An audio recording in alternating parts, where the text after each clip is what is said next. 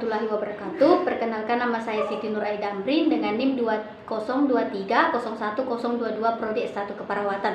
Nah, di sini saya akan memaparkan materi. Ada beberapa materi yang saya ingin paparkan. Yang pertama itu konsep dan prinsip kebutuhan cairan elektrolit dan keseimbangan cairan elektrolit. Definisi kebutuhan cairan. Kebutuhan cairan merupakan salah satu kebutuhan dasar manusia yang harus terpenuhi.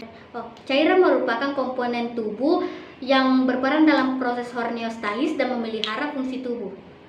Secara keseluruhan, cairan di dalam tubuh itu terbagi menjadi dua kompartemen, yaitu intraseluler dan ekstraseluler.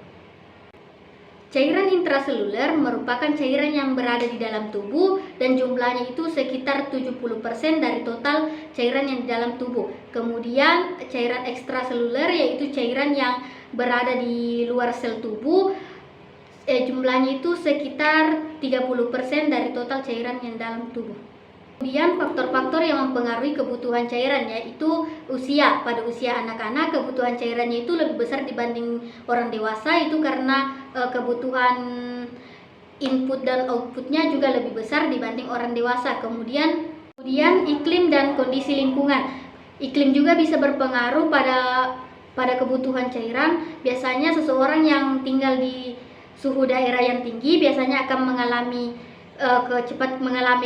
kekurangan cairan. Biasanya individu itu kekurangan cairannya itu sebanyak 700 ml per jam. Kemudian status kesehatan dan aktivitas. Aktivitas ini biasanya seseorang yang melakukan aktivitas atau sering melakukan aktivitas biasanya itu akan cepat mengalami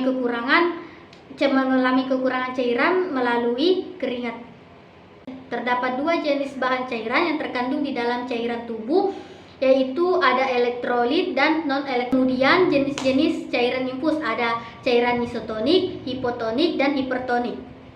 Manfaat cairan infus. Metode pemberian infus biasanya diberikan kepada pasien yang mengalami kekurangan elektrolit dan cairan di dalam tubuh akibat dehidrasi. Manfaat cairan. Kemudian kapan harus diinfus? Biasanya pemberian infus itu diberikan kepada pasien yang mengalami kondisi seperti stroke, gagal jantung, keracunan makanan, gangguan sistem imun.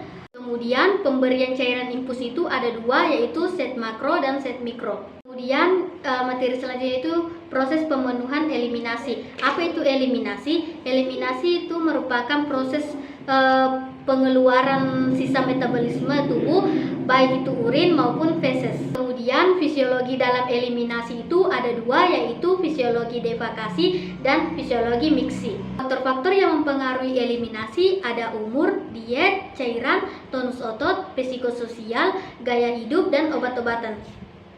Selanjutnya, materi konsep dan prinsip kebutuhan nutrisi. Nutrisi dapat dikatakan sebagai ilmu tentang makanan, zat-zat gizi, dan zat lainnya yang terkandung dalam aksi, reaksi, dan keseimbangan yang berhubungan dengan kesehatan dan penyakit.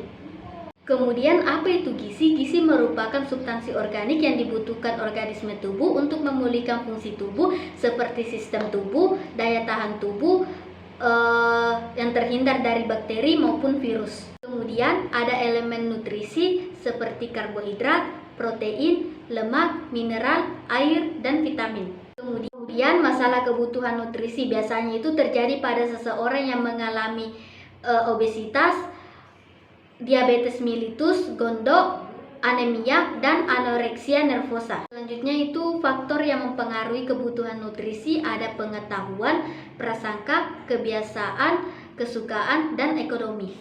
Pelaksanaan keperawatan dalam memenuhi kebutuhan nutrisi ada beberapa cara, yaitu pemberian nutrisi melalui oral, pemberian nutrisi melalui pipa panduga atau lambung atau nasogastric tubes, dan pemberian nutrisi melalui parenteral. Selanjutnya, materi mengenai pemenuhan kebersihan dan perawatan diri. Jenis-jenis personal hygiene yaitu ada kebersihan gigi dan mulut, kebersihan rambut, kebersihan mata, telinga, kebersihan tangan, kaki, dan kebersihan genitalia. Materi tentang pemenuhan rasa aman dan nyaman. Kenyamanan atau rasa nyaman yaitu adalah kondisi di mana terpenuhinya kebutuhan dasar manusia, yaitu kebutuhan ketentraman atau suatu kepuasan yang meningkatkan penampilan sehari-hari.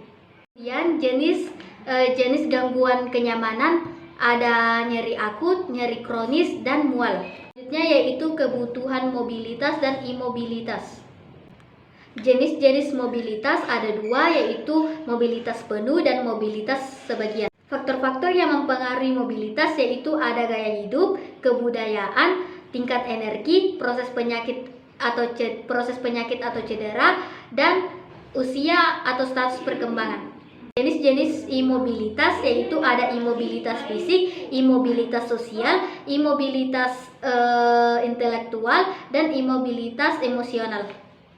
Faktor yang mempengaruhi imobilitas yaitu ada faktor fisiologis, faktor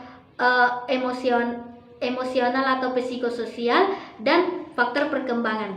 Sekian dari pemaparan materi saya, kurang lebihnya mohon dimaafkan. Semoga apa yang saya paparkan bisa bermanfaat, terutama bagi saya. Saya ucapkan banyak-banyak terima kasih. Wassalamualaikum warahmatullahi wabarakatuh.